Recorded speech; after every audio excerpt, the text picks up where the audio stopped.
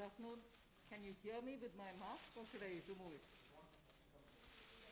Are you okay? It's better now?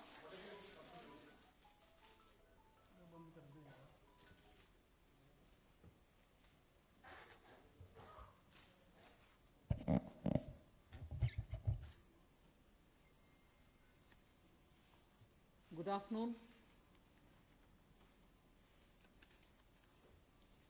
I'm sure all of you will have heard the Honorable Prime Minister speak last night to the nation. He laid out a vision, a comprehensive vision. And that vision was laid out after wide and deep consultation with several sections of our society. And these discussions were held at various levels, with various ministries, and also gradually taken up to the level of the Prime Minister's office. And the Prime Minister himself has been spending considerable time to make sure that the inputs obtained are given due consideration and they form a part of the package that's being given to the country.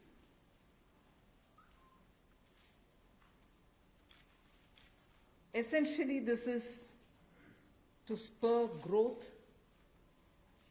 and to build a very self-reliant India. And that's where this whole initiative is called as Atmanirbhar Bharat Abhiyan. And the word Atmanirbhar India is the one which you will be hearing me say quite often. I know, coming from South India, a lot of people wondered what it actually meant. So for their benefit, I'll just say what it means in the 4 languages, subject of course to perfectionist corrections. Suya Sarbu Bharadam in Tamil, Suya Adharita in Telugu, Suyam Asarittan in Malayalam, and Swayam Avalambita in Kannada. Subject to correction, it may not be the perfect translation, but something to take it closer to what it means. So Atmanirbhar Bharat is what we are talking about. And you heard the Prime Minister clearly say that this is going to be resting on 5 important pillars. 5 important pillars: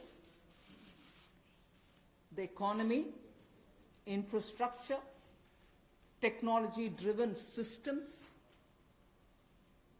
demography, and demand. So if these are the 5 pillars on which we are trying to build Atmanirbhar Bharat, the focus obviously will be what can be defined as the factors of production in today's language. Factors of production, all of us know that we've been hearing it: land, labor, capital, and enterprise. Today, we recast it, say it the same way, but then essentially referring to the very same factors of production, but in this Atmanirbhar Bharat, our focus therefore would be on those factors of production which are land, labor, liquidity, and law. So essentially it addresses issues of ease of doing businesses, ease of doing compliance and regulations being due diligence observed, and so on. And in this, the intention is to build brands. Intention is also to take local brands, and build them to a global level. So there is a global value chain integration also as a part of this vision which the Prime Minister has put before us. Certainly when he says Atmanirbhar Bharat, it is not to look inwards and cut India to become an isolationist country. It certainly talks about a confident India which can rest on its strengths and also be able to contribute to the globe, the way in which the Prime Minister rightly pointed out. The production of PPE and masks and also ventilators to an extent has rapidly grown within these 40 days. We have the capability, we have the enterprise to build such capabilities and help the world with it. And therefore, India shall continue contributing to the globe. You've also been seeing, I'm moving away from Prime Minister's last night's speech, you've been seeing that the government being led by Prime Minister Modi, even in 2014-19 regime, was a listening, was a sensitive, and also was a responding government. And that is why I list before you the various reform-driven steps which have been successfully taken. It's important for us to recall that now. Even as we talk about building a new India, building an India which is going to be Atmanirbhar. If I were to group them into different categories and list out what has been done by this government, even in between 2014 and 19, if you were to talk about the poor, we had the DBT-based reforms, based on which today, as we look at the migrants, look at the poor, look at the lockdown in their lives and the impact it has made in their lives, the DBT enabled us to directly put money into their accounts, and they didn't even have to go to the bank to collect it. The bank mitras were able to come and deliver the money, and therefore that reform based on Jan Dhan accounts, based on Aadhaar, and based on mobile technology has brought a revolution in this country, which many countries do recall now, and many of them are not able to do it, although India is able to do it. So for the poor, the DBT, the micro-insurance schemes, PM Awas Yojana, Ujjwala Yojana, again something which has made it possible for people to have free cooking gas in the last 3 months. It wouldn't have been possible to reach out to the poor to have their cooking gas given unless the Ujjwala scheme was so successfully implemented. Swachh Bharat Abhiyan and Ayushman Bharat. And therefore for the poor, during the last tenure, the several schemes which benefited were all reform driven. If I were to talk about agriculture in the same spirit, PM Fasal Bima Yojana, PM Kisan Yojana, which again has come off handy, that we were able to front load the money to the Kisan during this lockdown. Otherwise it wouldn't have been possible. Creating new fisheries department, Krishi Sinchai Yojana, were all aimed at bringing reform in agriculture. Similarly, talking of business and also trying to bring in better business environment. PSB cleanups happened, public sector banks cleanup, after a heavy load of phone banking resulting in NPAs. Public sector banks recapitalization, FDI liberalization, ease of doing business reforms, which were taken down to the third level of administration governance, IBC reforms, GST reforms, and today because of the GST reforms, you're able to see what impact lockdown is having on small and medium businesses. And finally, reforms in other areas, very quickly to recall. National Highway Authority, the TOT plans, the airport privatizations, power sector reforms, which resulted in India becoming a power surplus country from shortages always. 175 gigawatts of solar targets out of 86 gigawatt has already been achieved out of that number. And cleaning up of the coal mine sector. These are all things which I would want to recall here before we talk about what we are offering in the Atmanirbhar Bharat. This is the foundation. This is the credential with which the Prime Minister has always been on the side of reform, reform for better living in this country, ease of living in this country.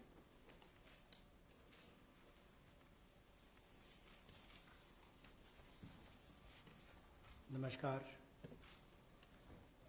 कोविड-19 में देश और दुनिया के सामने बहुत सारे संकट खड़े किए और इन चुनौतियों के समय में भी भारत के यशस्वी प्रधानमंत्री आदरणीय मोदी जी अवसर देखते हैं और कहीं ना कहीं पिछले कल का उनका जो देश के प्रति संबोधन था उसमें स्पष्ट तौर पर दिखता है कि आत्मनिर्भर भारत बनाने के लिए ये जो संकल्प उन्होंने लिया है, ये जो सोच अपनी देश के सामने रखी है, इसने एक नई ऊर्जा देशवासियों में भर दी है। जहां अपने घरों तक सीमित थे लोग, आज वो आत्मनिर्भर भारत बनाने के इस संकल्प में जुड़ने जा रहा है और संकट में अवसर देख रहा है। और शायद यही कारण है कि दुनिया के मुकाबले अगर भारत का देखा जाए तो इस लड़ाई में बहुत अच्छे कदम रहे। यहां तक कि दुनिया भर के देशों में दवाइयां तक पहुंचाने का भी संकट के समय में अगर किसी ने काम किया तो भारत की दवाइयों की कंपनियों ने किया, जिसमें भारत को बहुत प्रशंसा भी मिली है। यही नहीं, सबसे पहले कोविड-19 को चलते मोदी सरकार ने जो पहला कदम उठाया वो प्रधानमंत्री गरीब कल्याण योजना के रूप में लेकर आए कि देश के गरीब को भूखा ना रहना पड़े, उसको कोई दुख तकलीफ ना हो। और 1,70,000 करोड़ का ये पैकेज माननीय वित्त मंत्री जी ने आप सबके सामने रखा था। और यही नहीं, कंप्लायंस की कोई दिक्कत ना हो कि आपको कानूनी तौर पर वैधानिक रूप से कोई जो नियमों का पालन कर रहा है उसमें आप रह ना जाएं, तो उसकी भी छूट 3 महीने का मॉरेटोरियम पीरियड आपको दिया गया। फिर आरबीआई के माध्यम से भी घोषणाएं हुई जिसमें लिक्विडिटी का फायदा आप सबको मिला, देश के करोड़ों लोगों को। तो मेरा मानना यह है कि रिफॉर्म्स की जब माननीय प्रधानमंत्री जी बात करते हैं कि आत्मनिर्भर भारत हमने बनाना है, तो उसके 5 स्तंभ की उन्होंने बात की है, 5 पिलर्स की बात की है, जिसके विस्तार में उल्लेख माननीय वित्त मंत्री जी ने किया है। मैं एक बात इसमें और कहना चाहता हूं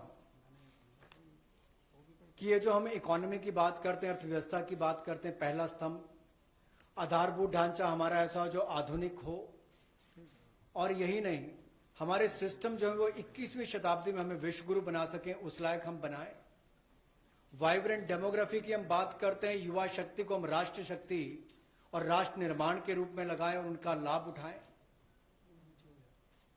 और डिमांड को कैसे बढ़ाना है और डिमांड सप्लाई चेन का समन्वय कैसे बना रहे और अर्थव्यवस्था आगे और कैसे बढ़े, इसके इस्तेमाल को करने की भी जरूरत है।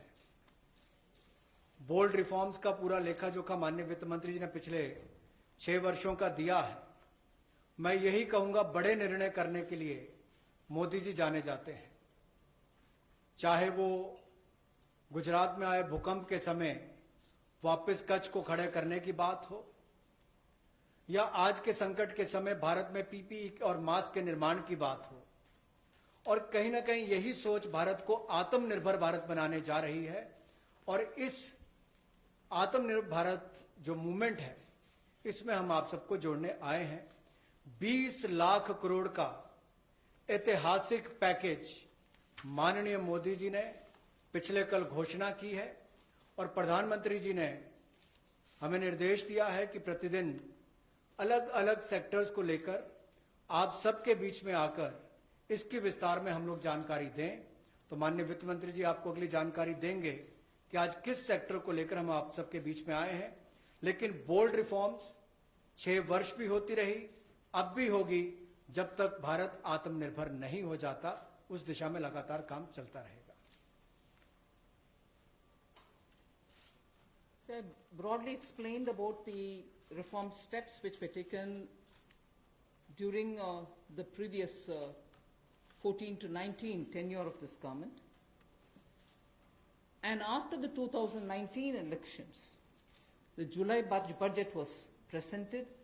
Post that, immediately, in this very hall, we met several times over several fortnights when we had to respond to the call of the hour, the need which was felt by the SMEs and many others. And all this only to underline the fact that you're speaking with a sensitive, a responsive, and a government which believes in consultation. So then after that, the budget of February 2020 was presented, but soon after came Corona. And after the parliament session was concluded, within hours of the announcement of the lockdown, the PM Garib Kalyan package was announced, about which Amos has briefly referred. The numbers are something which are worth recalling here because we are going to have to build on that. 52,606 crores into DBT account of 41 crore bank account holders, the Jan Dhan account holders. 18,000 crore worth grain and pulse transfers happened, in which 48 lakh metric tons of wheat and rice have been distributed, costing 69 crores, to 69 crore account ration card holders. 71,738 metric tons of pulses have been distributed to 6.25 crore card holders. Aside from this, non-card holders have also been distributed grains. And I mentioned a minute ago about the Ujjwala scheme, which helps distribution of free cylinders. Divyang and old age pensioners have all been also given assistance. So after the lockdown, within a couple of hours, meaning within a day or two, we came with that announcement of the Garib Kalyan package. With that, there was also a compliance and also due diligence related deadline dates which were postponed so that ease of compliance could come in. Beginning today, I come over to speaking about today. Beginning today, for the next few days, I shall be coming with this entire team before you to put out the details of the vision which PM has put forth yesterday. So PM's vision for a self-reliant India, we will come with the details in various tranches beginning today, and we shall not forget in each of the tranches that we are talking about that we do have a responsibility towards the poor of this country, towards the needy of the country, towards the migrant workers of this country, the Divyang and the aged.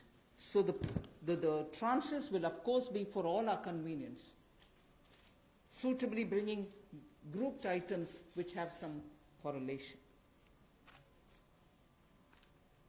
Alongside, you also had the Reserve Bank of India coming up with a lot of liquidity infusion, about which the data which will be shared with you all will go into greater detail about the quantum that they came up with, the LTROs and the TLTROs. I'm not getting into it so that you'll get the data, but we are not going into it. We also ensured, the Revenue Secretary is here, we also ensured that 18,000 crores of refunds through a special drive were given for all the income tax taxpayers. Drawback were also given the payments. So the intention being liquidity should be in the hands of the people. For all those who have up to 5 lakhs of refund dues, we cleared it. 14 lakh taxpayers have benefited because of that. So with that said, today the tranche has about 15 different measures, 6 of which pertain to the micro, small and medium enterprises. कुटीर लघु उद्योग के लिए 6 ऐसे कदम हम उठाएंगे. 2 relate to the Employees Provident Fund. 2 relate to the NBFCs, Housing Finance Corporations, and the MFIs, microfinance institutions. 1 relates to DISCOMs, one relates to contractors, one relates to real estate, and 3 are tax measures that we've taken. So I'll get into the detail of today's tranche of announcements. I said there are 6 major steps for the MSMEs. The first one, there is a collateral-free automatic loan for MSMEs which is being provided. This will give facility up to 3 lakh crores. 25 crore outstanding for those MSME units for whom 25 crore is the outstanding loan, or 100 crores whose turnover will benefit from this. These loans will have a 4-year tenure, and there will be a moratorium given for 12 months. These are going to be 100% credit guaranteed over as a cover given to banks and NBFCs on principal and interest. So this is going to be available till 31st October 2020. There are no guarantee fees, no fresh collaterals required. So I guess this will benefit 45 lakh units so that they can resume their business activity and also safeguard jobs.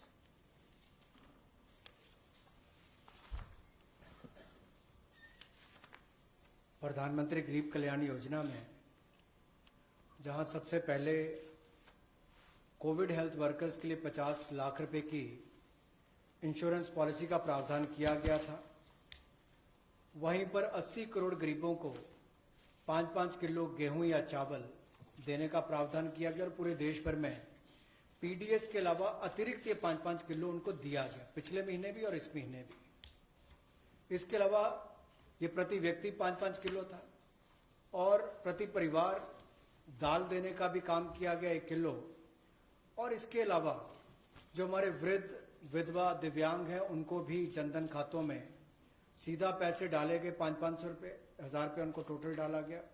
इसके अलावा जो 20.5 करोड़ जनधन योजना खाता धारक थे, ऐसे 41 करोड़ खातों में भी 52,606 करोड़ रुपया अब तक ट्रांसफर कर दिया गया है। 8 करोड़ उज्ज्वला योजना के जो उपभोक्ता हैं उनको मुफ्त में 3 महीने 1-1 सिलेंडर देने की बात हुई थी, जब तक उनको सिलेंडर की आवश्यकता है। उसकी प्रक्रिया भी शुरू हो गई और दे भी दिए गए। यहां तक कि जो पीएम किसान के लिए भी 2,000 रुपया ऐसे करोड़ों किसानों के खातों में उसको ट्रांसफर कर दिया गया। तो जितनी घोषणाएं उस पीएम गरीब कल्याण योजना के अंतर्गत की गई थी, उन पर सारे कदम भारत सरकार द्वारा उठाए गए और करोड़ों भारतीयों को इसका लाभ माननीय प्रधानमंत्री नरेंद्र मोदी जी के माध्यम से मिला है। जहां तक व्यापारी वर्ग की बात है, आम आदमी की बात है, कंप्लायंस का बर्डन उसके ऊपर ना आए, घर से बाहर नहीं जाते थे, तो उसके सामने जो संकट था कि वो कैसे समय सीमा रहते अपनी कंप्लायंस पूरी कर सके, उसमें भी उसको छूट दी गई और उसको भी 3 महीने आगे बढ़ाया गया, जिससे उसको लाभ मिला है। आरबीआई ने भी जो महत्वपूर्ण घोषणाएं की, उससे लाखों करोड़ रुपए की लिक्विडिटी मार्केट में आई है, जिससे पूरे देश को लाभ मिला है और इसकी जानकारी आप सबके सामने पहले भी रखी है। केवल आज एक बार फिर आपके ध्यान में लाने की जरूरत पड़ी तो उसको किया है।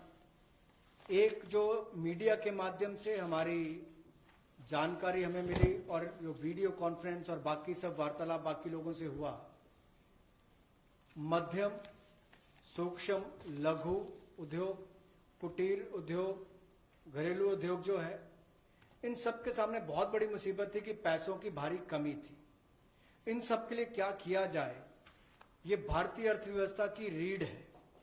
ये जो हमारा सूक्ष्म, लघु, मध्यम उद्योग है, कुटीर उद्योग है, गृह उद्योग है, इन सब का एक बहुत महत्व है। 12 करोड़ से ज्यादा लोगों को ये रोजगार देते हैं।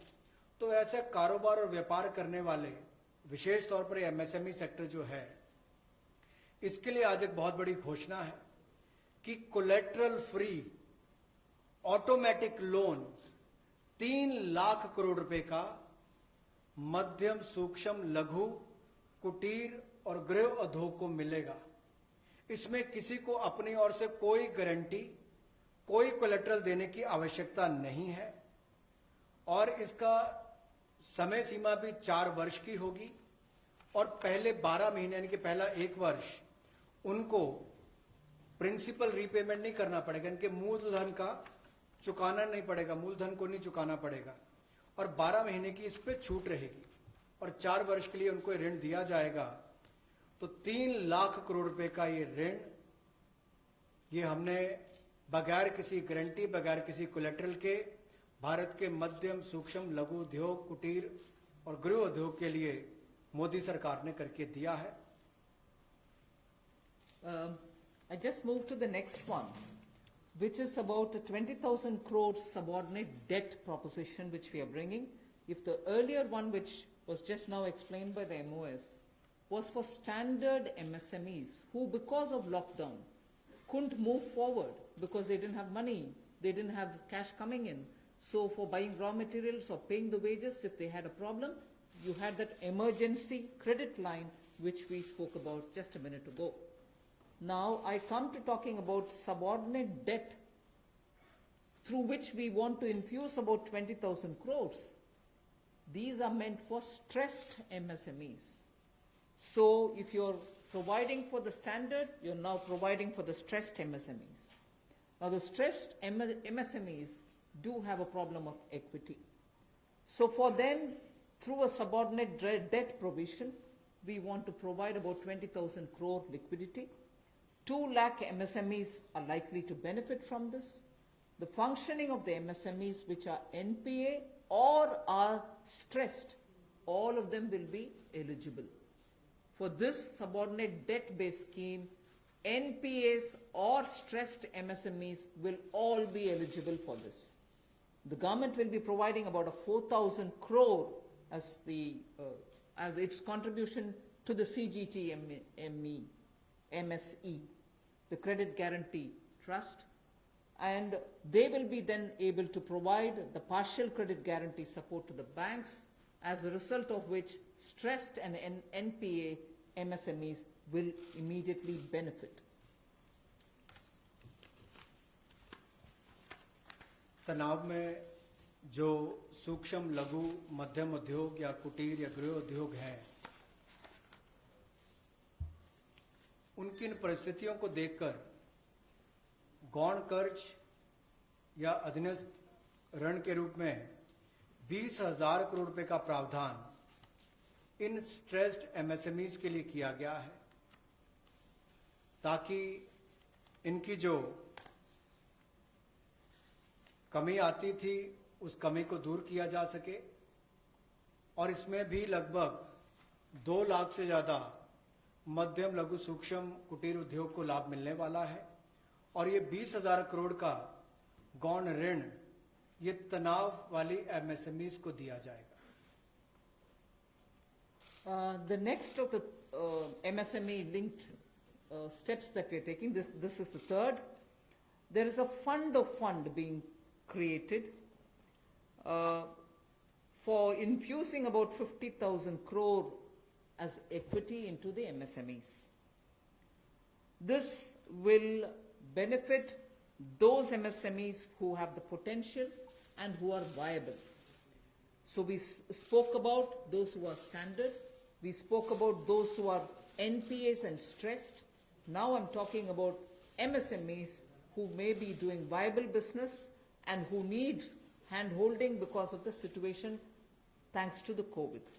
So this fund of fund, with a corpus of 10,000 crores, through mother fund and daughter fund framework, will be able to provide the growth potential MSMEs greater support, and this, we think, will help MSMEs to expand their capacities, and this will also encourage them eventually to get listed in the markets which they can choose.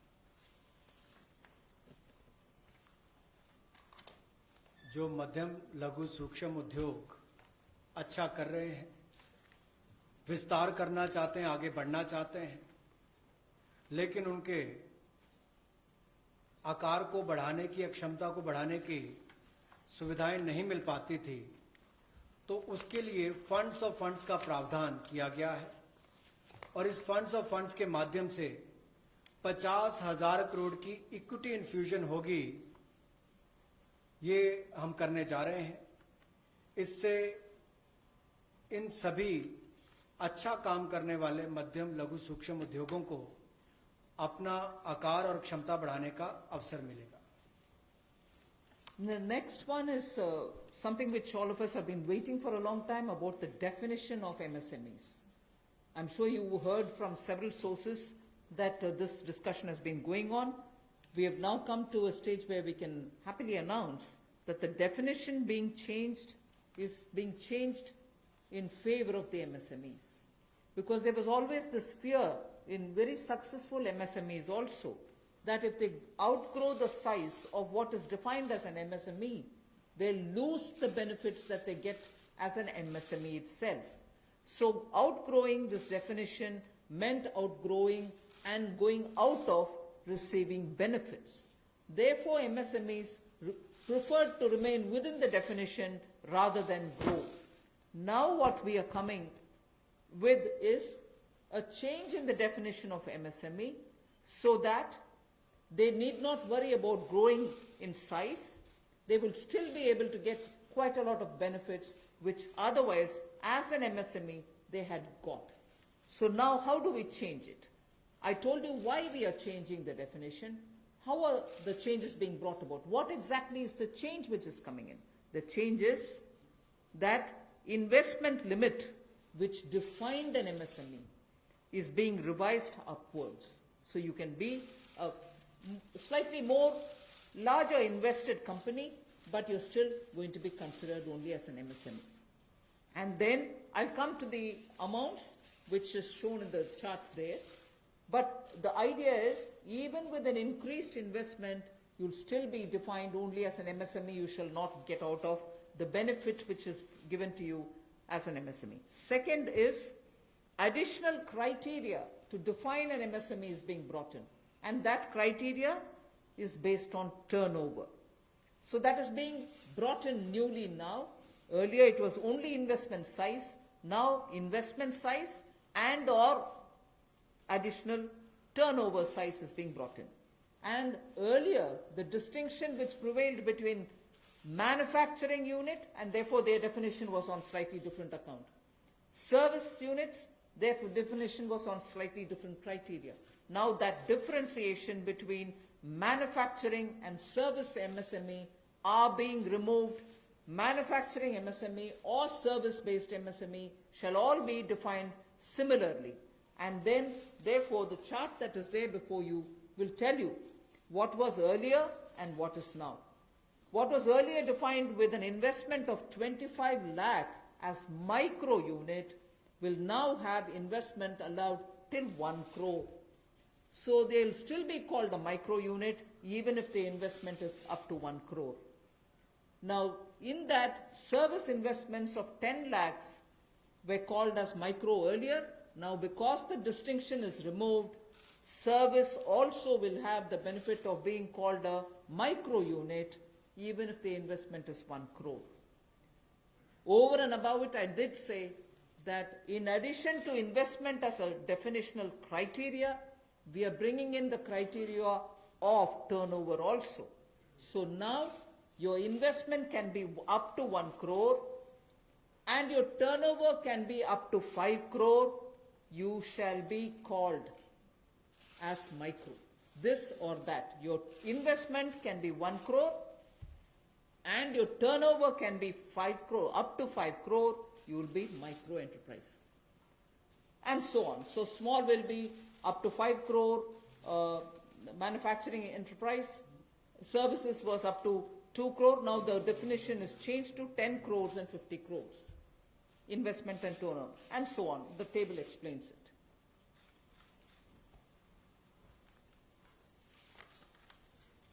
सूक्ष्म लघु मध्यम उद्योग में इसकी परिभाषा में कम दहलीज होने के कारण ये लगातार संकट रहता था कि अगर हम इससे बाहर जाएंगे तो हमें जो हमारे बेनिफिट्स मिलते हैं, लाभ मिलते हैं, उससे हाथ धोना पड़ेगा।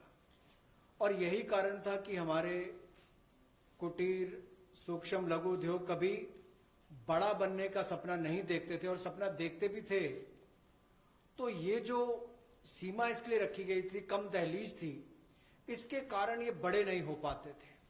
और कहीं ना कहीं जो आज कंपटीशन है उसमें फिर ये बहुत पीछे रह जाते थे। वर्षों लंबित मांग है, वर्षों से मैं सुनता आ रहा हूं, चौथी बार एमपी बन गया, कब से शुरू हो रही, आज तक वही मांग है। मैं धन्यवादी हूं प्रधानमंत्री मोदी जी ने इस पर यह कदम उठाने के लिए कहा है। और जो पहले क्राइटेरिया था कि मैन्युफैक्चरिंग यूनिट जो है वो 25 लाख से कम इन्वेस्टमेंट की होगी तो माइक्रो में आएगा, और सर्विस एंटरप्राइज जो थी वो 10 लाख तक की अगर उसने इन्वेस्टमेंट की होगी तो माइक्रो में आएगा। अब इसमें एक बदलाव किया गया है कि निवेश की लिमिट को तो बढ़ाया गया है, साथ में कारोबार को भी जोड़ा गया कि आपने व्यवसाय या कारोबार कितना उस वर्ष में किया है। तो इसको इन्वेस्टमेंट को बढ़ाकर माइक्रो के लिए 25 लाख से बढ़ाकर 1 करोड़ तक की जो इन्वेस्टमेंट करेगा वो माइक्रो यूनिट कहलाएगा। और ये मैन्युफैक्चरिंग और सर्विसेज दोनों के लिए एक ही क्राइटेरिया रहेगा, तो सर्विस सेक्टर को भी माइक्रो में आने का लाभ मिला है। तो 1 करोड़ से कम निवेश करने वाले को माइक्रो इंडस्ट्री में, जो 5 करोड़ तक का व्यापार कारोबार करेगा उसको माइक्रो कहा जाएगा। स्मॉल वाले के लिए 10 करोड़ तक का निवेश और 50 करोड़ तक का कारोबार करने का प्रावधान, और मीडियम जो है उसमें 20 करोड़ तक का निवेश और 100 करोड़ तक की टर्नओवर। तो आप कल्पना कीजिए कि कल तक जो शायद मीडियम वाले के लिए आता था वो आज आपके स्मॉल वाले के लिए भी उससे बेहतर ऑप्शंस आकर खड़ी हो गई। तो इससे हमारे कुटीर सूक्ष्म लघु मध्यम उद्योग को बहुत बल मिलने वाला है। एक और बैंकों का हाथ पकड़ना, पैसा देना, दूसरी तरफ से डेफिनेशन चेंज करके उनके आकार और क्षमता को बढ़ाने का अवसर देना, ये अपने आप में क्रांतिकारी कदम इस दिशा में लिया गया है। I move to the fifth step in the MSMEs. I said total 6 measures are getting announced today. Of the 6, the fifth one is that for government procurement, tenders up to 200 crores will no longer be on global tender route, meaning global tenders will be disallowed in government procurement for tenders up to 200 crores. Why is this being done?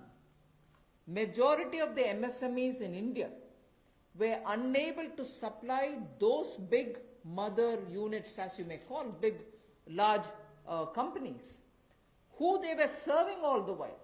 Suddenly the conditions became, based on the global tenders, unmatchable by our MSMEs. So they were disqualified from supplying to companies for whom they actually grew as ancillary units. As a result, many of our MSMEs were not anymore able to participate in supplying products to many of these large units. So by bringing this condition now, we are saying for global tenders worth 200 crores or less, particularly for government procurement, they need not be global tenders at all.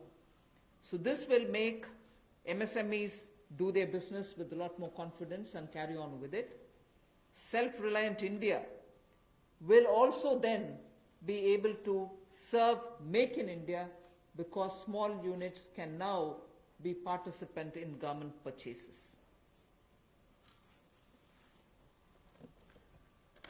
पिछली 2 slides में भी आपने देखा होगा कि कुटीर सूक्ष्म लघु मध्यम उद्योग के लिए जो बड़े कदम उठाए गए हैं, 3 लाख करोड़ के कोलेटरल फ्री और कोई नई गारंटी दिए बिना एक और से ऋण उपलब्ध करवाना, उसके अलावा जो बाकी कदम उठाए गए और उनकी परिभाषा बदलने का काम भी किया गया, तो ये कदम उससे एक और स्तर ऊपर है कि ये सब बदलने के बाद उनको कामकाज जब मिले तो कंपटीशन में कहीं ना कहीं अनफेयरनेस जो होती थी उसमें हमारे लोकल उद्योग वो पीछे रह जाते थे। तो लोकल को बल, लोकल से ग्लोबल तक जाने की बात जो कल तक प्रधानमंत्री जी ने कही, उसी दिशा में एक ये कदम है। लोकल के लिए वोकल भी, लोकल को बल भी, लोकल से ग्लोबल भी। तो ये इसीलिए ग्लोबल टेंडर्स जो हैं ये 200 करोड़ तक से कम वाले जो हैं, इसमें यानी कि 200 करोड़ से कम वाले में ग्लोबल टेंडर्स नहीं होंगे। इसमें हमारे सूक्ष्म लघु मध्यम उद्योग को लाभ मिलेगा और कहीं ना कहीं आत्मनिर्भर भारत की जो हम बात करते हैं उस दिशा में कदम ये भी उठाया गया है। The sixth step towards MSMEs is post-COVID, trade fairs, exhibitions are going to be very difficult. So we shall ensure that e-market linkage is provided across the board for all these MSMEs so that they're able to find their market easily in the absence of being able to participate in trade fairs which cannot be held in this environment. Also, very importantly, Government of India and also CPSEs, where there are receivables by MSMEs, we now announce that within the next 45 days, all their receivables will be cleared. The CPSEs and Government of India will honor every MSME receivable within the next 45 days. इसी तरह से एक बार फिर कुटीर, सूक्ष्म, लघु, मध्यम उद्योग के लिए ये जो चुनौतियां कोविड-19 के समय शुरू हुई कि घरों तक सीमित होना पड़ा और आप कहीं जाकर सामान बेचने में दुविधा आती थी, तो ई मार्केट लिंकेज करने की बात की, क्योंकि ई कॉमर्स का आजकल जमाना भी आया है, वो भी होगा। और इसके अलावा व्यापार मेलों में कैसे वो इन्वॉल्व हो सके, उनका शामिल होना हो, प्रदर्शनियों में उनकी पार्टिसिपेशन हो सके, इसके लिए कदम उठाए जाएंगे। और जो हमारे सार्वजनिक केंद्र उपक्रम है उसमें जो अगर उनके कोई पेंडिंग पेमेंट्स है, सरकारी है या पीएसयूज में है, उनको भी अगले 45 दिनों में बल देकर वापस उनकी पेमेंट हो, ऐसा प्रयास किया जाएगा ताकि जल्द से जल्द उनकी पेमेंट हो, ताकि उनको राहत मिल सके। I now move to talking about EPF. You were aware during the Pradhan Mantri Garib Kalyan package, some measures were extended for the EPF. In that, we had said units which have 100 workers, 90% of whom are earning less than 15,000 rupees, will be able to draw from their EPF from the funds because they needed money in their hands. We have now, and for the 3 months, the payment of EPF also was given relaxation. What I would now like to say before you is a liquidity relief is being given for all EPF establishments. In this, 12% which is paid by the employer and 12% by the employee contribution. We extend the support which Government of India gave for another 3 months. We had given it for March, April, and May up to May 2020. The payments were made into their eligible accounts by Government of India for March, April, and May. Nearly 3.6 lakh establishments benefited from this. Liquidity relief of 2,500 crores to 72.22 lakh employees is now being proposed to be provided by extending this contribution for the next 3 months also. June, July, and August 2020, the EPF contribution will be paid by Government of India, and this shall provide 2,500 crore liquidity support.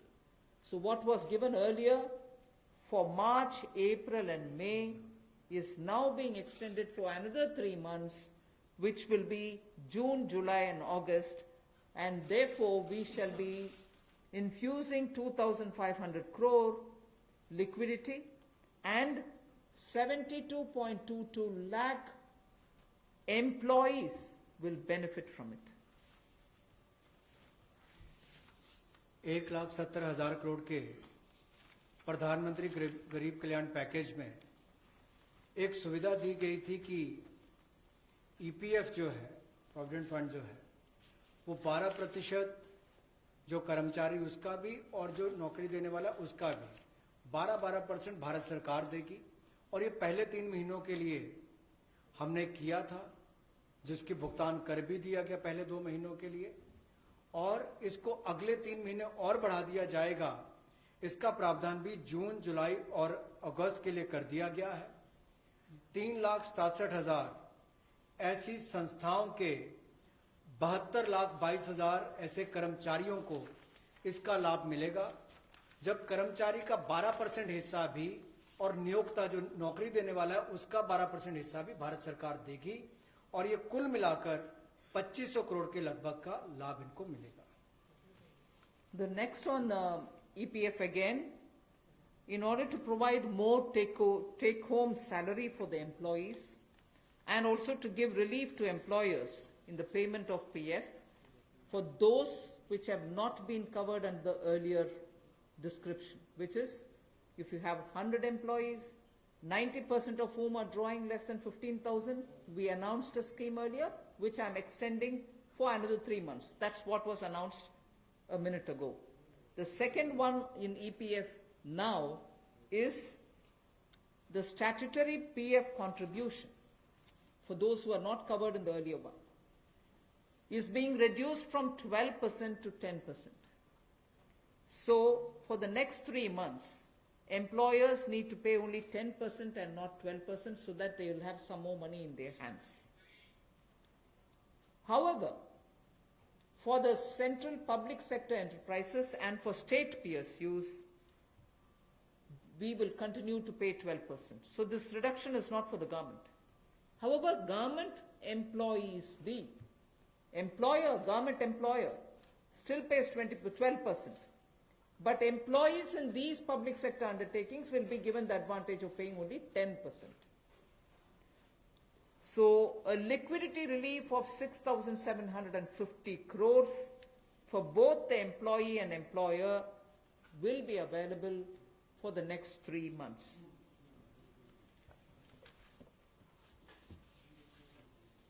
एक और प्रावधान, क्योंकि आज के समय पैसा कर्मचारी के हाथ में भी कैसे ज्यादा हो, इसमें भी एक बड़ी राहत देने का प्रयास इसमें किया है कि जो ईपीएफ कंट्रीब्यूशन है, जो उनका ईपीएफ का योगदान है, वो ऐसे संस्थानों के लिए और कर्मचारियों के लिए 12% से कम करके 10% अगले 3 महीनों के लिए किया गया है। इससे कर्मचारी भी और संस्थान दोनों को लाभ मिलेगा। लेकिन जो सरकारी हमारी संस्थान है, सेंट्रल पीएससीज हैं, इनके लिए 12% ही रहेगा, उसमें कोई बदलाव नहीं किया गया है। तो इससे कुल मिलाकर 6,750 करोड़ रुपए का लिक्विडिटी सपोर्ट इनको मिलेगा और एक तरह से 6,750 करोड़ रुपया ज्यादा इनके हाथ में आएगा। The next one is about non-banking financial companies, housing finance corporations, and microfinance institutions. We have been hearing, in spite of a lot of steps which the RBI took, in spite of all the provisions that we made between the July budget and the February budget, it was felt that the NBFCs were not able to get enough resources. And particularly, some NBFCs which were not very highly rated had particular difficulties in comparison to the others. So, Government of India now launches a 30,000 crore special liquidity scheme. Under the scheme, investment will be made in both primary and secondary market transactions where investment grade debt papers, this is not infusing equity, this is taking and buying debt papers of NBFCs, housing finance corporations and microfinance institutions. And not high quality debt papers, they can be investment quality also. So this we expect will have an impact on those struggling NBFCs who need money to carry on with business. And these NBFCs are also those who have been funding MSMEs. So in order for these NBFCs to keep their network of MSMEs served, this infusion is absolutely necessary. And these securities with which you're going to buy these debt papers will be fully guaranteed by Government of India. They will be fully guaranteed by Government of India. We hope that this will also bring in a lot of difference for NBFCs who have access to small and micro units, and therefore we want to ease the flow of credit through these NBFCs who have only not so good debt papers in their hands. गैर banking वित्तीय कंपनियां NBFCs या फिर हमारे housing finance companies और micro finance institute, इन सब के लिए जो इनके पास लिक्विडिटी की कमी आती थी, धन का अभाव होता था, उसके लिए ये नई योजना लेकर आए हैं जिसमें 30,000 करोड़ रुपए का विशेष तौर पर प्रावधान किया जाएगा। स्पेशल लिक्विडिटी स्कीम ये होगी जिससे इनके धन की आपूर्ति भी होगी और इसके माध्यम से जहां एक और हाउसिंग सेक्टर को बल मिलेगा, एमएसएमई सेक्टर को बल मिलेगा, उसका भी लाभ हमारी अर्थव्यवस्था में और नीचे आम आदमी को पहुंचेगा और इसका पूरी तरह से गारंटी भारत की सरकार देगी। The next facility also for the NBFCs is to give 45,000 crore liquidity infusion through a partial credit guarantee scheme for the NBFCs in particular. This is an existing scheme, but we are expanding its scope. Expanding its scope only because it will now cover borrowings such as primary bond issued, the commercial papers. So all these will constitute the liability side of the balance sheet, but we are getting into that area also. But in this case, as different from the previous one, 20%, the first 20% loss alone will be borne by the guarantor, which is Government of India. The first 20% loss. So in this again, AA rated papers below and also below that will all be included. Even unrated papers will be eligible for investment. This we think will help many of the microfinance institutions, and with this, if money goes into their hands, even based on unrated papers, we guess they will have liquidity to reach out to the MSMEs who may be in the far-flung areas. जहां पहली 30,000 करोड़ की liquidity guarantee scheme लेकर आए थे, NBFCs के लिए, एचएफसीज और MFIs के लिए, वहीं पर अब आंशिक ऋण गारंटी योजना ये लगभग 45,000 करोड़ रुपए की एनबीएफसीज का इसमें प्रावधान किया गया है। इसमें भारत सरकार गारंटर होगी, जो 20% का नुकसान इसके द्वारा वहन किया जाएगा। और यही नहीं, इसमें AA पेपर और इससे भी नीचे वाले जो है उसको भी इसमें पैसा मिल पाएगा, ऋण मिल पाएगा। और इसके अलावा जो अनरेटेड पेपर एलिजिबिलिटी है इन्वेस्टमेंट के लिए, वो भी इसमें प्रावधान किए गए हैं ताकि ज्यादा इसका स्कोप बढ़ सके, ज्यादा लोगों को इसका लाभ मिल सके और कुल मिलाकर इससे भी नई लैंडिंग जो है, यानी कि कर्जा दिया जा सके सूक्ष्म लघु मध्यम उद्योग को और आम नागरिकों को भी मिल सके, उसके लिए इसका प्रावधान किया गया है। I move over to talking about the DISCOMs. DISCOMs today are facing unprecedented cash flow problems. They desperately need help. Otherwise, they are unable to pay the power generating companies. You know, all the states, DISCOMs are in serious crisis. So in order to help them, there is a emergency liquidity injection, which is happening to the extent of 90,000 crores. Now the Power Finance Corporation, REC, the Rural Electrification Corporations, both of them put together will infuse liquidity of 90,000 crores to all the DISCOMs against all the receivables that they have. They're sitting there without getting paid. In turn, they are not able to pay the GENCOs. In turn, the GENCOs are wondering where they will have more money to pay for producing electricity. And at a time when we are talking about Atmanirbhar Bharat, at a time when we are also rightly claiming the credit for having made India a surplus power generating country, we've reached a stage where DISCOMs don't have money because they're sitting with receivables. So we are now making a provision, a one-time provision, for PFCs and RECs to infuse that money into the DISCOMs against their receivables, and who in turn, this will be done with the state issuing guarantees. The guarantee, the amount which is being infused on guarantees being given by states. Now, obviously, having received that infusion of money, the DISCOMs will pay the GENCOs. GENCOs in turn will clear their dues and keep the cycle moving. Now, what does this do to the customer? The customer, we want the benefit to be passed on to the customer.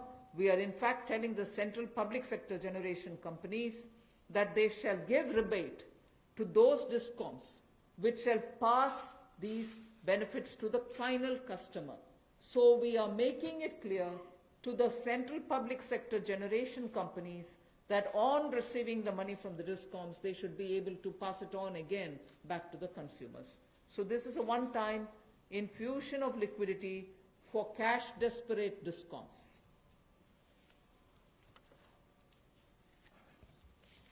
बिजली वितरण कंपनियों की आय में जो भारी कमी आई है और लेनदारी जो इनके कई राज्यों से बढ़ी है, उसके कारण भी ये अभूतपूर्व नकदी प्रवाह की स्थिति इनको देखनी पड़ रही है। इन परिस्थितियों में आम उपभोक्ता को भी नुकसान ना हो, बिजली उत्पादन करने वाले भी और बिजली वितरण करने वाले भी इस अभूतपूर्व समस्या में कहीं उलझकर ना रह जाएं, इसके लिए 90,000 करोड़ रुपए का प्रावधान डिस्कॉम्स के लिए किया गया है, बिजली वितरण कंपनियों के लिए किया गया है।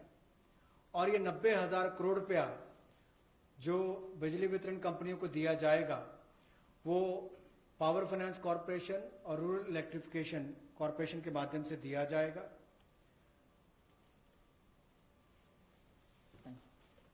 I move over to the next, which deals with contractors. All Government of India agencies, such as the railways, road transport, highways, CPW, etc., will now give 6 months extension without any cost to the contractors, so that extension should cover construction work or goods and services contracts that they have with central government agencies. They can take additional 6 months to comply with the contract conditions.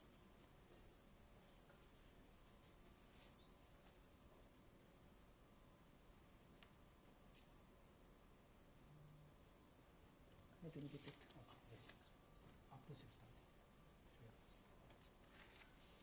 So the extension is up to 6 months, is what I'm being told. Okay. Covers construction. This shall cover construction work or cover even goods and services contracts. It will also cover completion of works and intermediate milestones that they may have.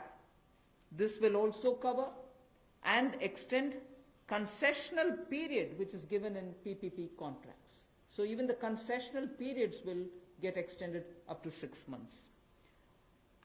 And in order to facilitate greater liquidity which they can obtain, government agencies will partially release bank guarantees to the extent of the partially completed contracts.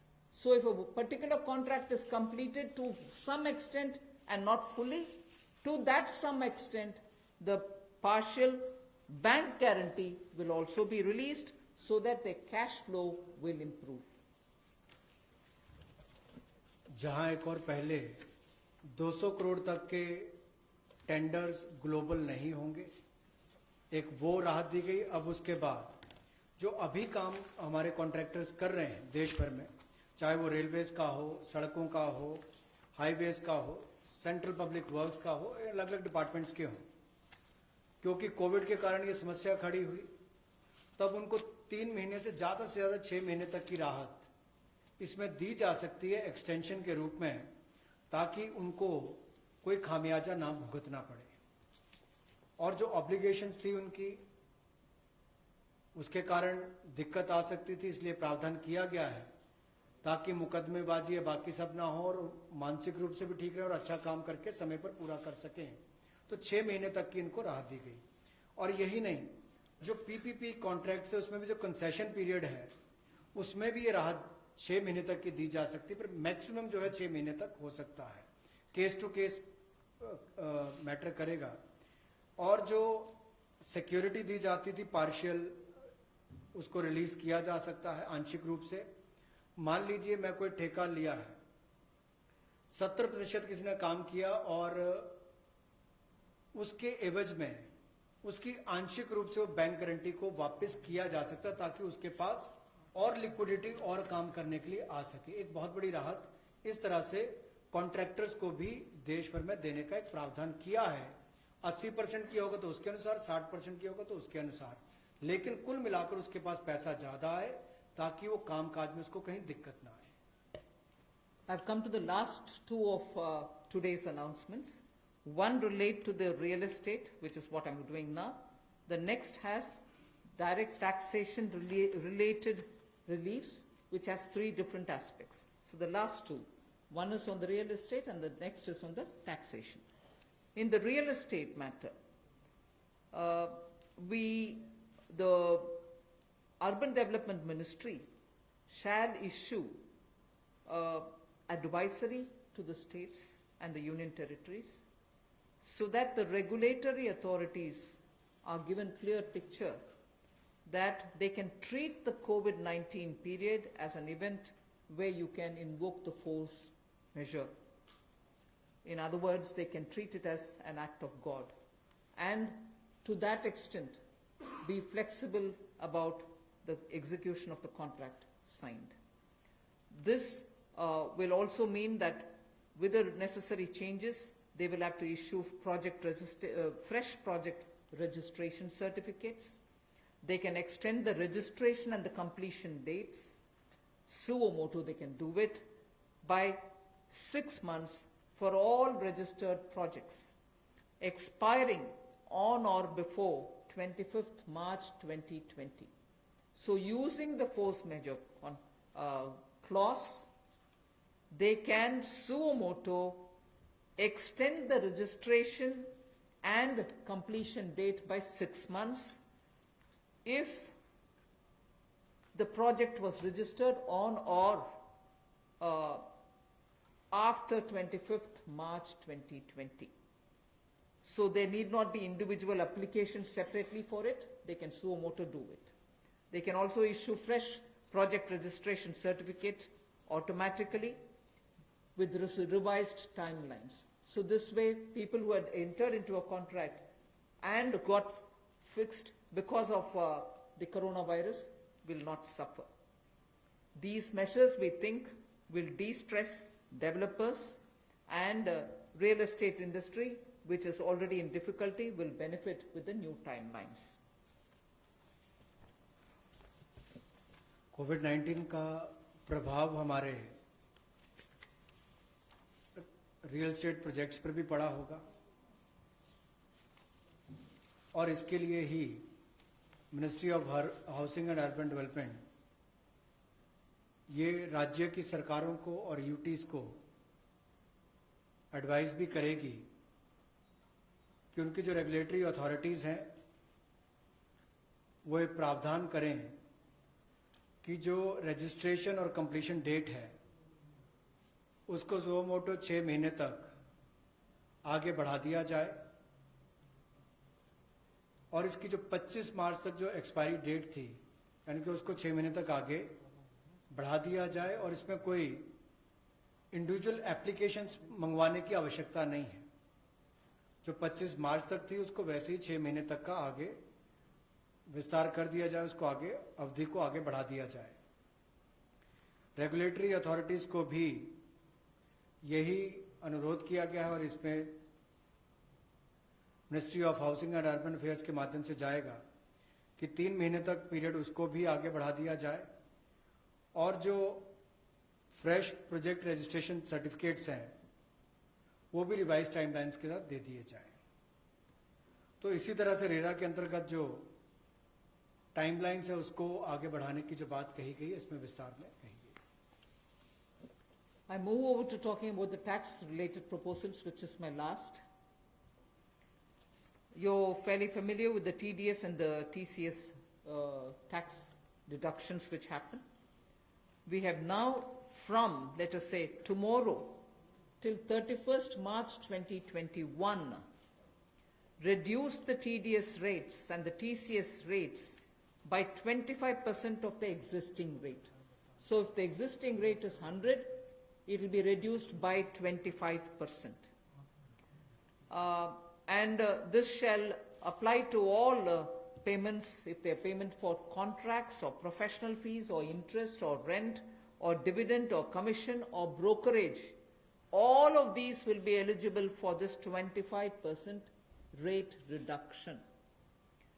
Through this, and as I said, this will be coming into force from tomorrow and last till March 31st, 2021.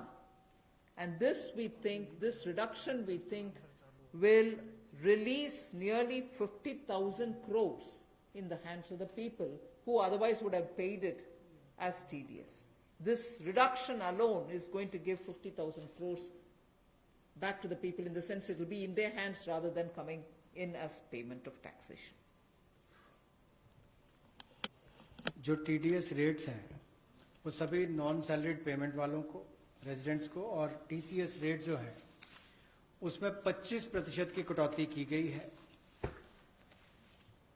Financial year 2020-2021 के लिए, और इससे 50,000 करोड़ रुपए का लगभग लाभ आम जनता को मिलने वाला है।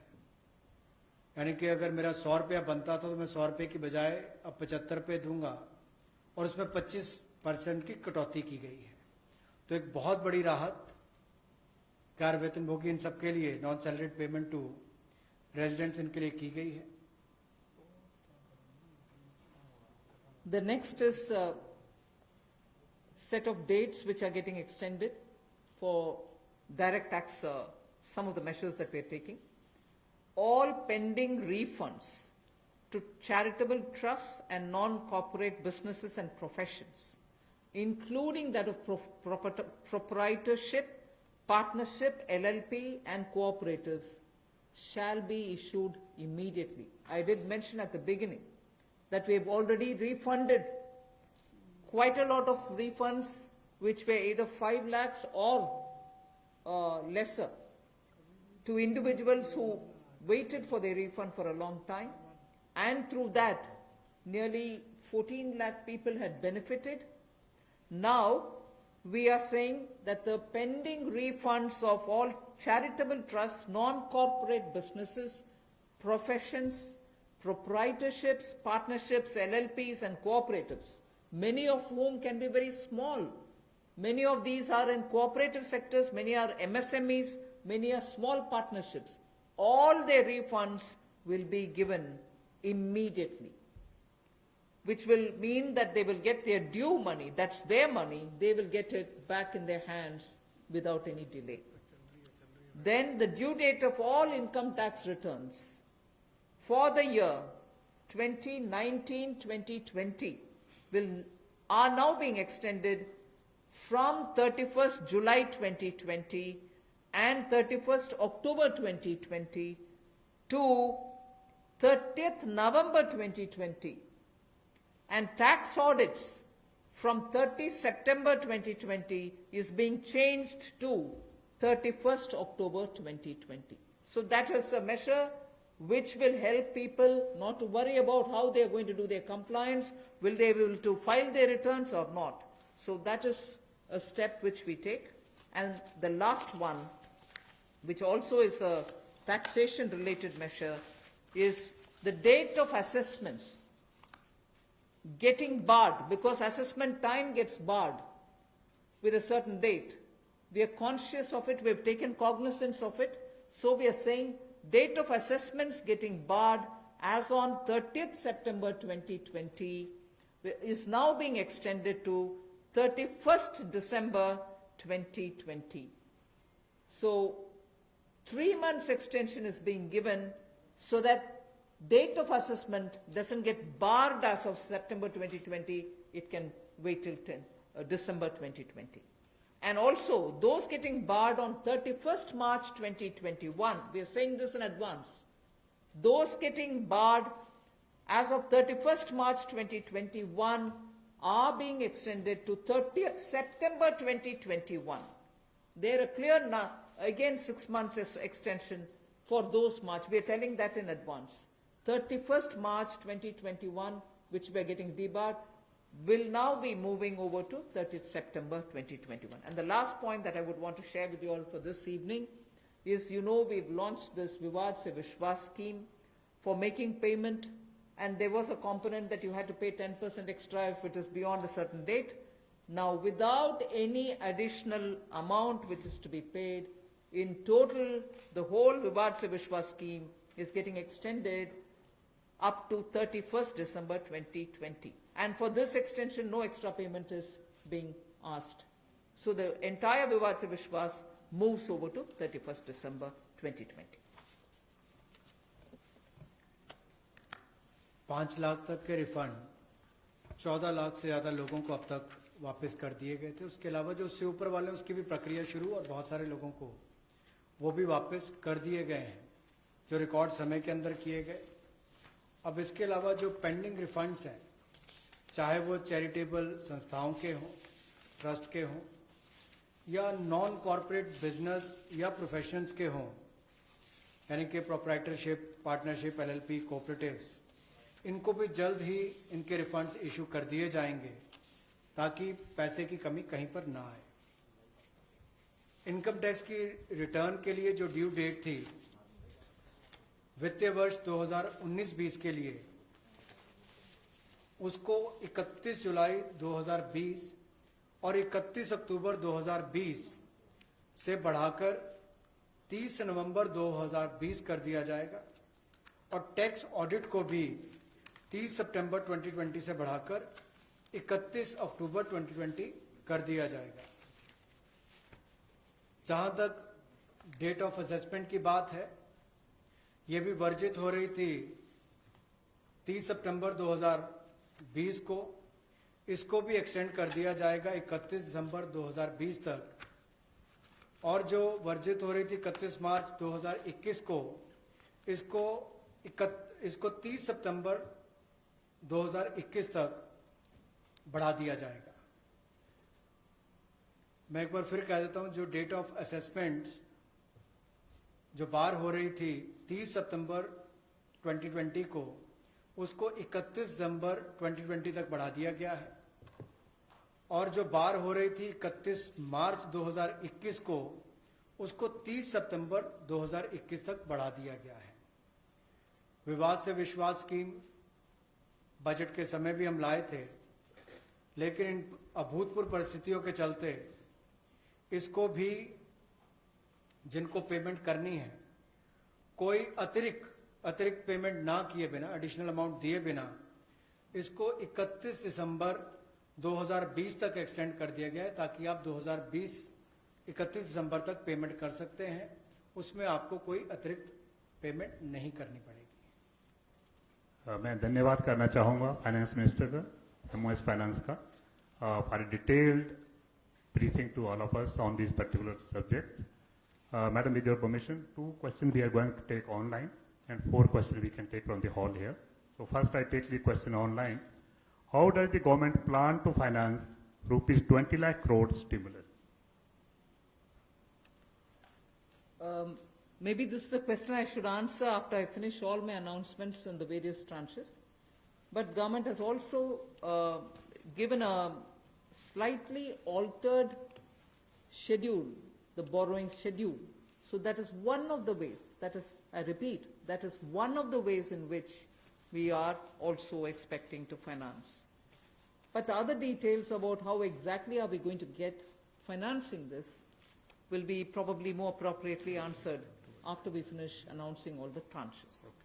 Number 14.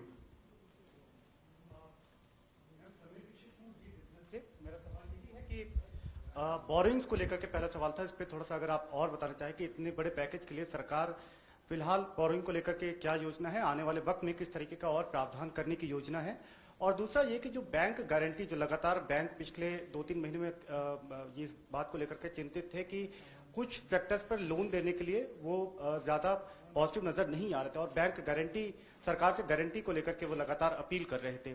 ऐसे में आपको लगता है कि इस बड़े पैकेज के बाद में बैंक की तरफ से लोन देने की शुरुआत हो पाएगी और लिक्विडिटी फ्लो की जो कोशिश है उसको कामयाबी मिलेगी? मैं आपके सेकंड क्वेश्चन को जवाब दे देती हूँ, बट फर्स्ट क्वेश्चन अब शायद दोबारा बोलना पड़ेगा, मैं ध्यान से शायद सुने नहीं। सेकंड क्वेश्चन के लिए मैं जवाब ये दे रही हूँ कि ये गारंटी का विषय जो आपने उठा रहे हैं कि बैंक से भी मांग था, उसके लिए तो आज गारंटी का विषय भी हमने घोषणा कर चुके हैं। सो उसके कारण हम ये मानते हैं कि बैंक्स में थोड़ा और तैयारी होगी। मगर वैसे भी पिछले एक सप्ताह से बैंक सेक्रेटरी इधर देवशीष पांडा जी हैं, लगातार कितने बैंक से क्रेडिट जा रही है, किन को जा रही है, एमएसएमई की जा रही है, रिटेल सेक्टर को जा रहे हैं, ये विषय हम फिनेंस मिनिस्ट्री के हैंडल से और पीआईबी के द्वारा भी जानकारी देते आ रहे हैं। इसमें हम स्पष्टता से ये समझें कि बैंक्स लोन देने से संकोच नहीं कर रहे हैं। सैंक्शन किए हुए लोन्स हैं जिसमें बैंक का ये कहना है कि सैंक्शन करने के बाद भी कस्टमर आकर के लॉकडाउन खत्म होने के बाद हम आकर लेंगे, प्लीज तब तक आप पैसा रिलीज ना करें। ऐसे रिक्वेस्ट कस्टमर रख रहे हैं बैंक के सामने। मैं ये नहीं कह रही हूं सभी कस्टमर्स ऐसे बोल रहे हैं, मगर ज्यादातर कस्टमर्स ये बोलने की वजह से सैंक्शनड लोन का विवरण हम दे रहे हैं हर 2 दिन के एक बार, फिर भी वो अमाउंट रिलीज क्यों नहीं होता। और ये भी प्रश्न उठते हैं कि क्यों बैंक्स रिवर्स रिपो में रिजर्व बैंक में लगातार पैसा डाल करके आ रहे। कारण यही है कि सैंक्शन करने के बाद भी क्लाइंट्स उनके अपने चॉइस पर कह रहे हैं कि लॉकडाउन निकालने के बाद, हटने के बाद हम पैसा रिलीज करवाएंगे आपसे। सो ये भी है विषय, हम इसका पूरे हर पहलू अंडरस्टैंड करने का आवश्यकता है। Your first question? That's all right. That's covered. Number 12. I'm Sapna here. Very good afternoon. Ma'am, 2 questions. A lot of queries are coming from various quarters that after the announcement of the additional borrowing by the government last Friday of 4.2 lakh crore approx, how much is of that's going to be taken care in terms of meeting the revenue gap, ma'am? And the stimulus which you've just mentioned. And ma'am, in today's announcements, would you be able to give us any indication as to what would be the cash outgo by the government? I think your first question is largely addressed already about where are we going to get the money from, and is the debt market going to be able to receive the announcement that's been made by the government last Friday. Yes, you're seeing how the market is responding, and that's no secret. It's not something anyone can hide. It's public domain information. I have broadly indicated the amounts, but in any case, end of the all the announcements, 4 or 5 announcements, you'll get to know. And in any case, the Honorable Prime Minister has clearly said what is the total size of the stimulus package. Ma'am, related question online hai. Does the package announced by the Prime Minister yesterday is a standalone one, or it is inclusive of earlier package of 1.7 lakh crore, and the other security items, 65 lakh crore liquidity measures announced by the RBI. Does this all? You, as I said, whoever has asked that question online can wait till all the announcements are made. Number 9. Ma'am Monika ji business ma'am MSME sector में पहले से ही बहुत ज्यादा liquidity crunch था और UK Sinha committee ने ये सारी रिकमेंडेशंस पहले से ही दे दी थी, तो इतना समय क्यों लग गया? क्या हम लॉकडाउन का इंतजार कर रहे थे? और दूसरा ये कि अप्रैल के जीएसटी नंबर्स अभी तक नहीं आए हैं, तो एमएसएमई सेक्टर से काफी कंप्लेंट्स आ रही हैं और वो काफी रिक्वेस्ट कर रहे हैं कि एक जीएसटी एमनेस्टी स्कीम उनके लिए आ जाए, तो क्या हम उसकी आशा कर सकते हैं? एमएसएमई के लिए अभी इतनी सारी घोषणा, पता नहीं मुझे क्यों आप उसको लॉकडाउन के लिए हम इंतजार के, कौन इंतजार करते हैं जी लॉकडाउन के लिए? आप क्षमा कीजिए, मुझे कैसे उसका जवाब देना है पता नहीं चल रही है। मगर एमएसएमई के लिए हम धीरे धीरे जुलाई बजट में भी घोषणा किए, उसके बाद पार्शियल गारंटी का अनाउंसमेंट भी हुआ, फरवरी के बजट में भी एमएसएमई के लिए बहुत सारे कदम हमने उठाए, और अभी कॉम्प्रिहेंसिवली स्ट्रेस्ड हो, एनपीए हो, सस्टेनेबल और वायबल यूनिट्स हो, उन सब के लिए अलग अलग हिस्से पर एमएसएमई के लिए स्टेप्स उठा रहे हैं। और जीएसटी रेवेन्यू के ऊपर रेवेन्यू सेक्रेटरी को मैं बोलूंगी कि प्लीज। Number 13. आपने जो सवाल पूछा कि जीएसटी का जो अप्रैल महीने का फिगर अभी तक डिक्लेयर नहीं किया है, आपको मालूम है कि जीएसटी के जो रिटर्न्स फाइलिंग के डेट्स है वो सब एक्सटेंड हो गए हैं। एक बार जब अगर एक्सटेंड कर दिया जाए कि हमने बहुत सारे रिटर्न्स कहा है कि जून तक भरना है, या जो 5 करोड़ से ज़्यादा के जो लोग हैं उनको भी हमने टाइम दिया है, तो एक्सटेंशन देने के बाद अब जो ये जो फिगर्स है इसके बारे में स्पष्ट स्थिति जो है सो हमें 30 जून तक ही मिल पाएगा हमें। तो इसीलिए हम लोगों ने उस फिगर को अभी तो जो लोग पैसे दे पा रहे हैं वो दे पा रहे हैं, बाकी लोग 30 जून तक उनको अवधि दी गई है, उसके बाद ही हमें स्पष्ट स्थिति मालूम पड़ेगा कि कितना पैसा आया, किन लोगों ने रिटर्न फाइल किया है। जहाँ तक कि आपने एमएसएमई की बात की, जीएसटी रिफंड इस एक महीने में, अप्रैल महीने में टोटल इस फाइनेंशियल ईयर में अब तक करीब 11,000 करोड़ लोगों को जीएसटी का रिफंड दे दिया गया है। 11,000 करोड़ एक महीने में, और उसकी संख्या भी मैं बताऊं अगर तो करीब 27,000 लोगों को आईजीएसटी का रिफंड मिला है, और जो बाकी जो जीएसटी का जो रिफंड है करीब 1,39,000 लोगों को जीएसटी का रिफंड मिला है। Madam Sunil Prabhu, NDTV. Just 2-3 points. One, of course, was on the fiscal deficit. Where do you keep the target now? Because this is something that nobody visualized it. Prabhu, just may I intervene? Please focus your question on today's briefing part, because as Madam told, It's part of that, sir. 4, 5 series Okay. briefing will be here, so please focus for the today's briefing. That is one part of it, madam. The fiscal deficit and, the states asking for FRBM and, certain measures which you have been part of the deliberations in that aspect. The second is that when you say the EPF and this package that is being given to MSMEs, especially, there is unemployment that is taking place. How are you going to safeguard that, through various measures vis-a-vis this, and what exactly is the outlay that we are envisaging in terms of from the finance minister? You've actually sort of spread like a bird's eye view of what's going to come. So I might want you to wait for the next announcements. 33. That's why I said it's spreading. 33. Ma'am मैं शैलेश हूँ NI से। Ma'am MSME को लेकर आपने तमाम announcement करे हैं, उसमें 2-3 तो क्लैरिफिकेशन चाहूँगा। एक तो जो एमएसएमई की डेफिनेशन आपने चेंज करी है, उससे कितनी कंपनीज को बेनिफिट होगा, और जो 200 करोड़ से ऊपर के जो टेंडर हैं, जो फॉर ग्लोबल टेंडर्स आते थे, कितने लोग जो हैं उससे, कितने ग्लोबल टेंडर्स उससे बाहर हो जाएंगे। और मैम एक सवाल मेरा ये है कि जो आज आपने अनाउंसमेंट करा है और जो इंफ्रास्ट्रक्चर का 1 लाख करोड़ का जो आप लोगों ने टारगेट करा है, उसमें से कितना इसमें अनाउंस हुआ है या अलग है कुछ?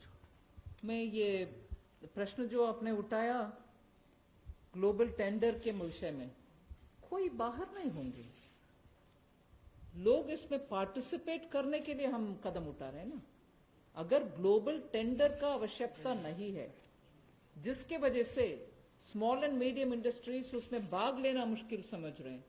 हम उस रिक्वायरमेंट को ही हटा दिया कि ग्लोबल टेंडर कॉल फॉर ना करें, जिससे 200 करोड़ से कम वाले गवर्नमेंट प्रोक्योरमेंट में एमएसएमई भाग लें। एक्सक्लूशन नहीं है, इंक्लूशन होगा।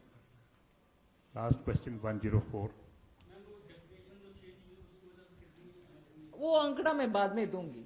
अभी the intention of that definitional change is to have more companies remain as micro, small and medium enterprises. Growing की वजह से वो इस definition से बाहर ना हो जाएं, इसके लिए कितने यूनिट बेनिफिट होंगे? If anybody of the secretaries have that information, they can give. नहीं तो हम आपको कैलकुलेट करके देंगे कितने यूनिट इससे दोबारा एमएसएमई के डेफिनेशन के अंदर आएंगे।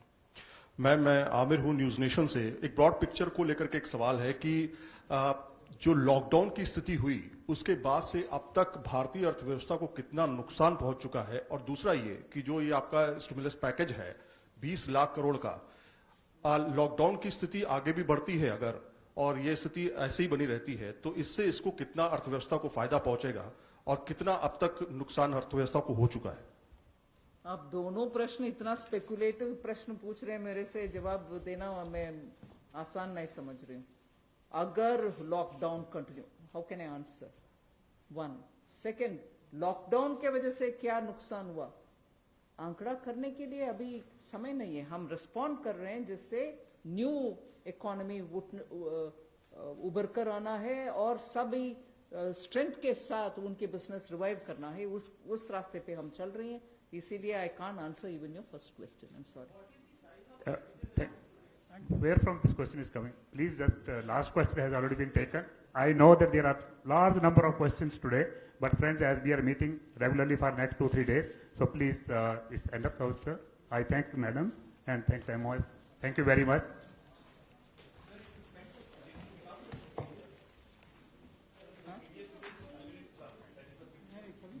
No, everybody, regular salary वाले भी, non-regular salary वाले भी. It's not.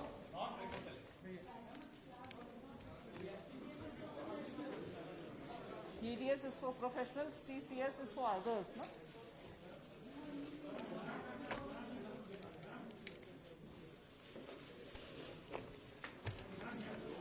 Thank you.